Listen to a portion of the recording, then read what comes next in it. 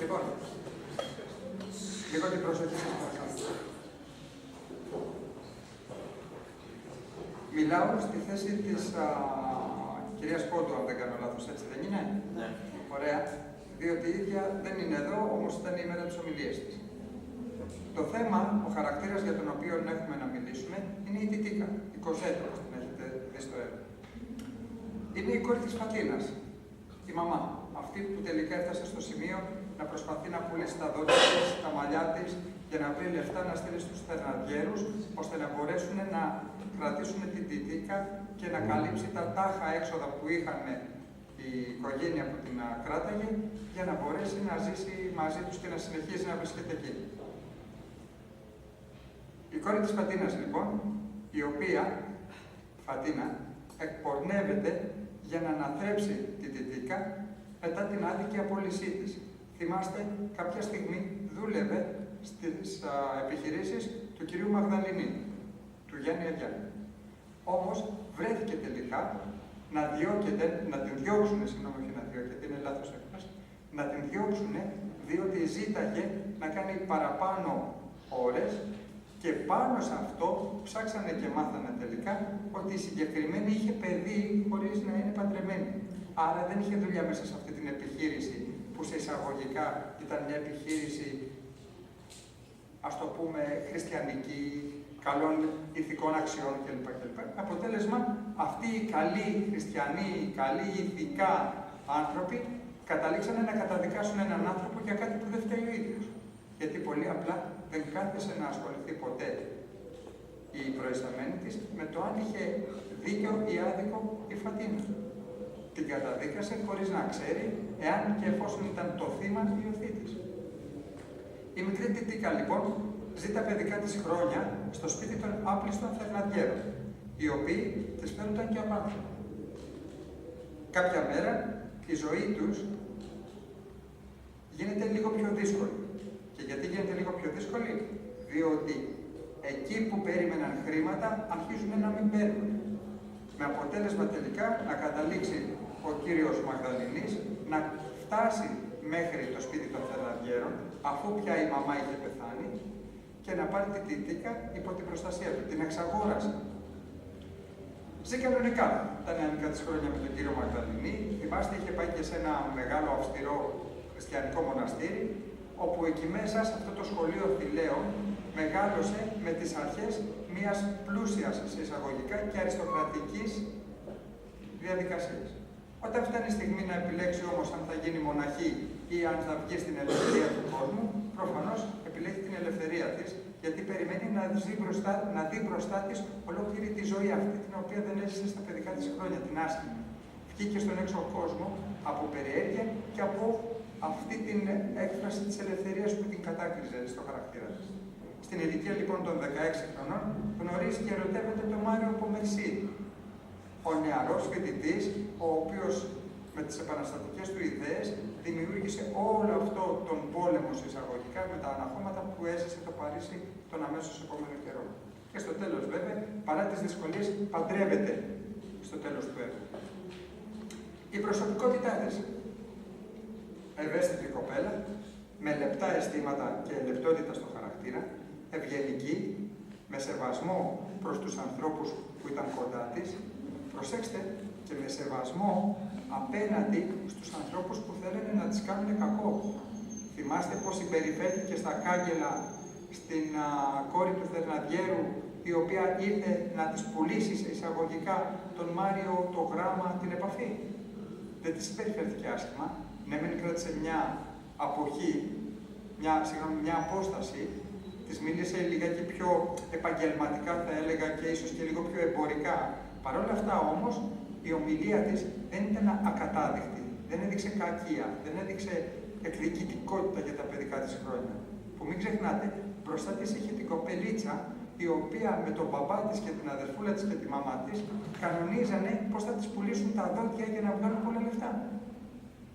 Κι όμως, σε αυτή την κοπέλα και όλες τις κακουχίες που είχε ζήσει πιο πριν, την ανέχτηκε, της μίλησε, δεν την απέφυγε, σε απόσταση πάντοτε ασφαλείας. Παρ' όλα αυτά όμως δεν έδειξε κάποια κακία από άποψη χαρακτήρα. Αυτή την αγάπη λοιπόν Και αυτή τη χαρά που είχε μέσα στη ζωή της, κατάφερε και την είχε απεξαρτητοποιήσει από το περιβάλλον της.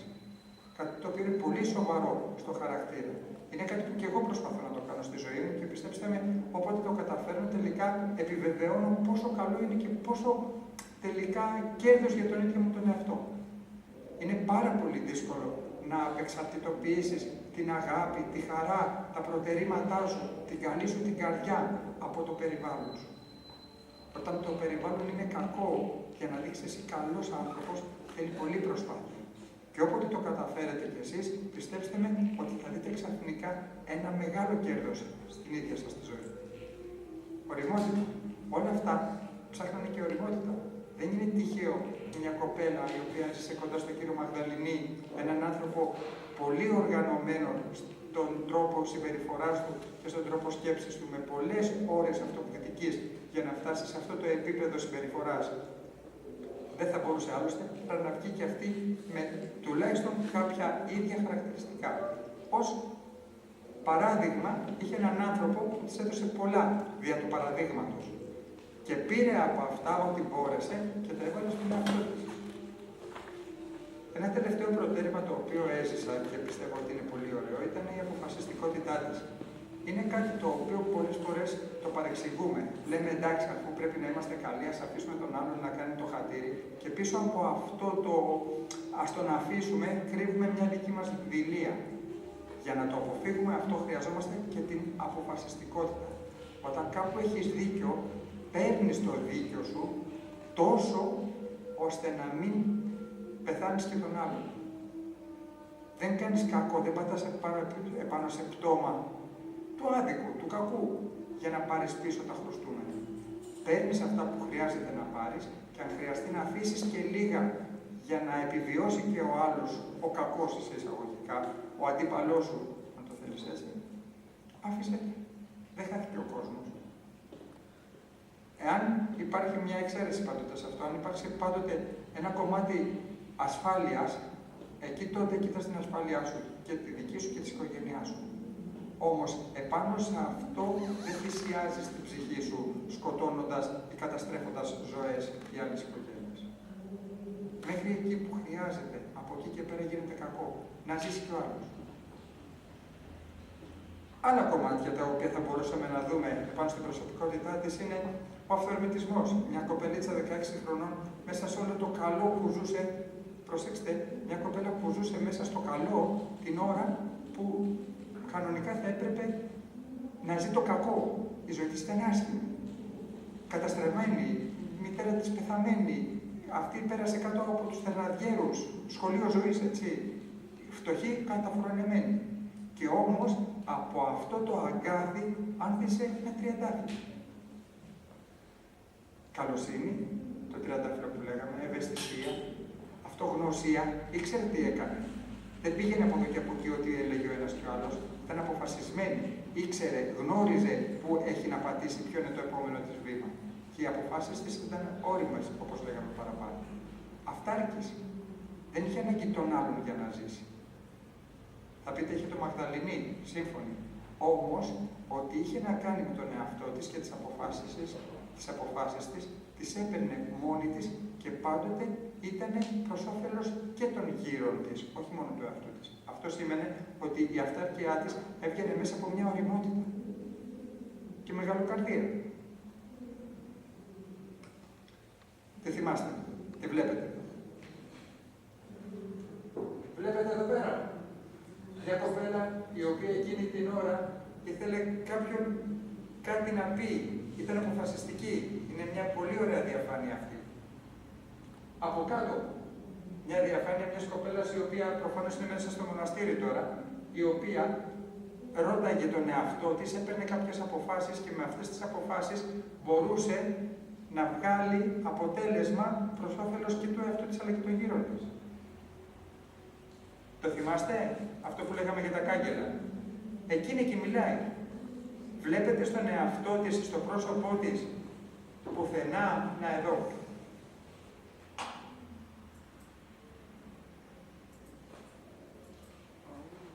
Βλέπετε στο πρόσωπό της πουθενά εδώ κάποια έκφραση κακίας. Μα μιλάει με τη γυναίκα που την είχε πεθάνει, έτσι. Εδώ είναι η κόρη Θερναντιέρου, όπου πάει να της πουλήσει τον αγαπητικό της, το γράμμα.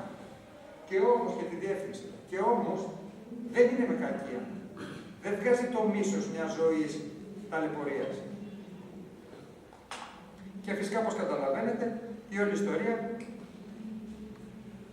είναι η δική της η ζωή. Όταν βλέπεις τη ζωή σου με καλό μάτι, όταν ζεις μέσα στην καλοσύνη και πόλεμος να γίνεται γύρω σου, εσύ ζεις την καλοσύνη.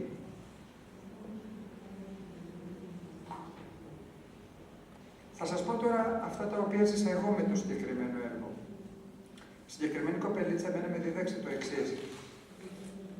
Άσχετα από τη συμπεριφορά των γύρων σου και την κακία των άλλων, εσύ μπορείς κάλλιστα να απεξαρτητοποιήσεις, να απεξαρτήσεις τη δική σου συμπεριφορά, να γίνεις ανεξάρτητος σαν συμπεριφορά, σαν χαρακτήρας, από το περιβάλλον σου.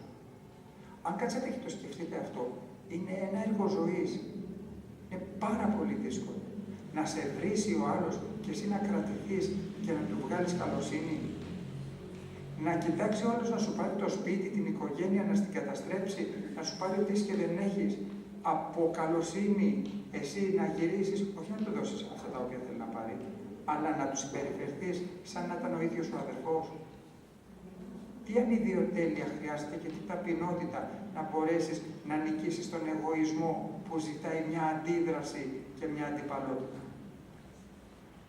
Πόσο εύκολο είναι να χτυπήσεις κάποιον που μόλις σε χτύπησε πάνω στα νεύρα σου και πόσο δύσκολο συνάμα είναι να κρατηθείς, να σκεφτείς και στο τέλος να χαμογελάσεις σε αυτόν που σε πρωτοχτύπησε. Σκεφτείτε ότι όλοι οι πόλεμοι, όλα τα κακά που συνέβησαν σε εμάς, στους ίδιους, στην οικογένειά μας, στην χώρα μας, στην πόλη μας, στον κόσμο όλο, όλα τα κακά που συνέβησαν από μία πρώτη αντίδραση. Κάποιος κάτι έκανε, ο άλλος δεν το ανέχτηκε και ξαναγύρισε πίσω σφοδρότερος. Με αποτέλεσμα ο τρίτος να χρειαστεί ο πρώτος να χρειαστεί να αμυνθεί και να ξαναχτυπήσει ακόμα πιο σφοδρά. Με αποτέλεσμα να καταλήξουμε σε δύο πτώματα.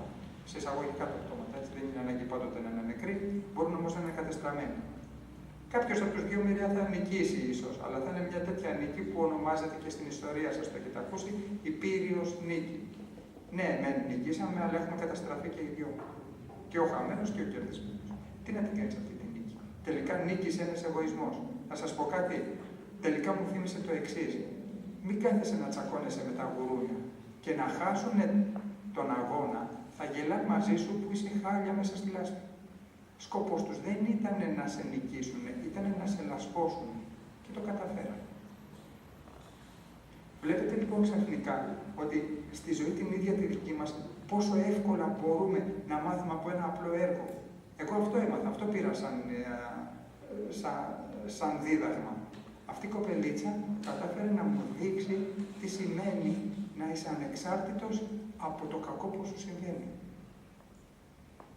Και στο κακό να βγάζεις λίγο καλό. Με συγχωρείτε, ήμουν ο πρώτος ο οποίος κατάφερε να μιλήσω 15 λεπτά αντί για 10. Θα έπρεπε να μιλάμε 10 λεπτά.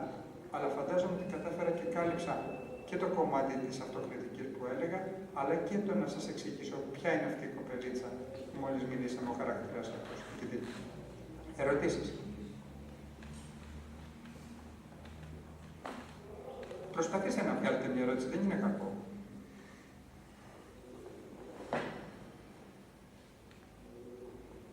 Κανένας τίποτα. Εντάξει, σας ευχαριστώ πάρα πολύ.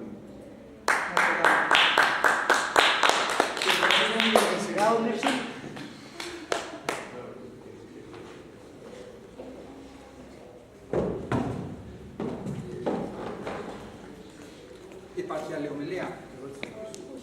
Αυτές οι τρεις.